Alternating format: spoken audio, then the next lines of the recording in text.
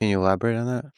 Well, people think that somehow there's almost blind submission to authority in China. We have a very nuanced relationship with authority, whether it is, between kids and parents, or students and their teachers, or with your bosses and the Chinese government. It's kind of the same thing. There's paternalism. They think that they're responsible for you. But deference, a certain amount of deference to authority, is not blind submission. It's been written implicitly in our contract for thousands of years that in exchange for some deference, we are given stability, security, and peace, and hopefully prosperity. So there is some element that we have in the West of freedom of the individual.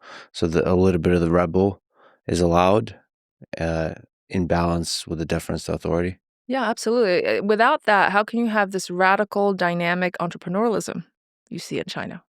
If you don't have a sense of self, a sense of the fact that you can find opportunities, you look for opportunities, you drive opportunities, it's all self motivated.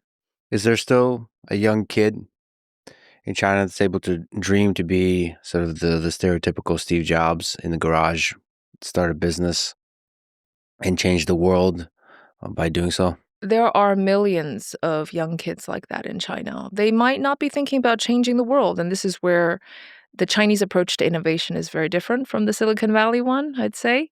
But they see opportunity. They see a country with a billion consumers.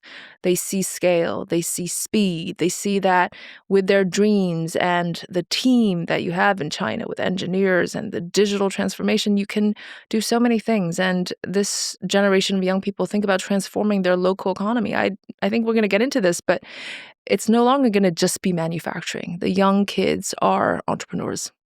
Well, let's stay on the big picture a bit. There's a perception that China is a communist country.